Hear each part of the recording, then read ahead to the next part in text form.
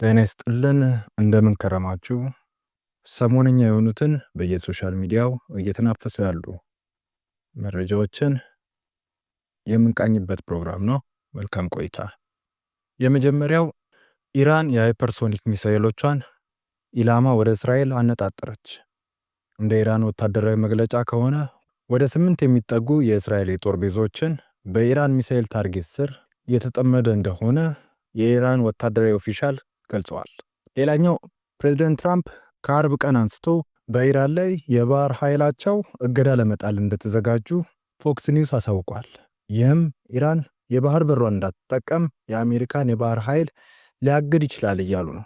ይህም ፐርሺያን ገልፍና ሆርሙዝን ማሳለጫ በመዝጋት ለኢራን የባህር በሯን እንዳትጠቀም የአሜሪካን የባህር ኃይል ሊያግድ ይችላል እያሉ ነው። ይህም ደግሞ በቀጠናው ዙሪያ ላሉ የአረብ ሀገራት ጦሱ እንደሚተርፍ ግልጽ ነው። ከዚህም ጋር ተያይዞ የነዳጅ የወርቅ እንዲሁም የብር ማዕድናት ዋጋቸው ሽቅብ ጣራ እንዲነካ ሊያደርግ ይችላል የሚል ስጋቶችን ፈጥሯል። ኢራን ዩኤስኤስአር አብርሃም ሊንከንን የጦር መርከብን ለመሰለል የባህር በር እንቅስቃሴዋንም ለማጥናት ድሮኖችን ለስለላ እያስወነጨፈች ትገኛለች። ሌላኛው ትራምፕ በትሩዝ ሶሻል ድረገጹ ኢራን የኒውክሌር ጦር መሳሪያ ማምረቱን እንድታቆም ስምምነት ልታደርግ ይገባል፣ አለበለዚያ አጸፋችን የከፋ ነው እያለ ነው። እንደውም ቃል በቃል እንዳሉት ከሆነ አፈራርስሻለሁ አይነት ነበር አገላለጻቸው።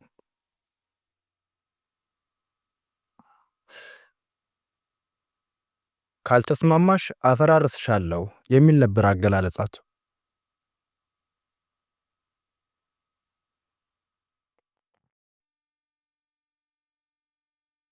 ስምምነቱን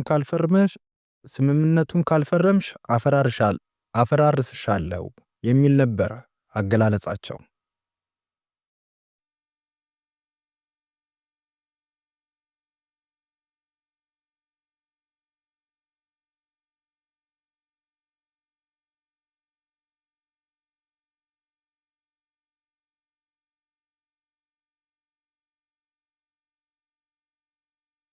አሚራት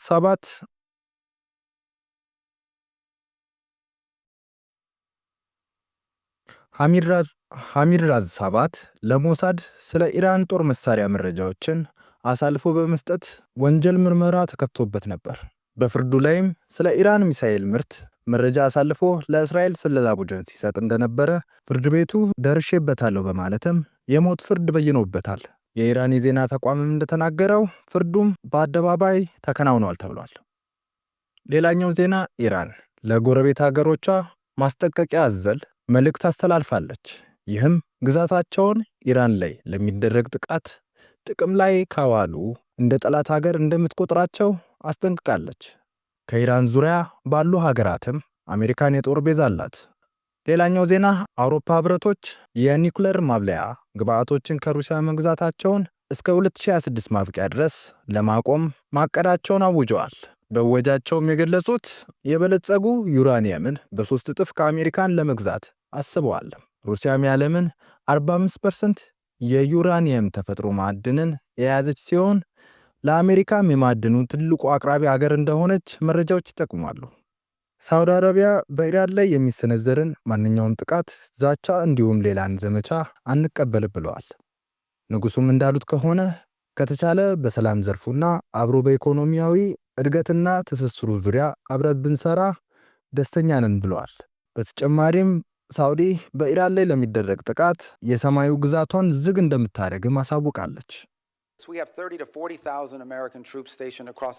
የአሜሪካን ሴክሬታሪ ኦፍ ስቴት ማርክ ሩቢዮ ከ30 እስከ 40 ሺህ የሚጠጉ ወታደሮችን በኢራን ዙሪያ እንዳኖሩ ገለጹ።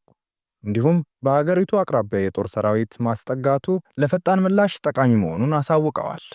ስለተከታተላችሁን እያመሰገንን በቀጣይ ዝግጅታችን እስክንገናኝ መልካም ቆይታ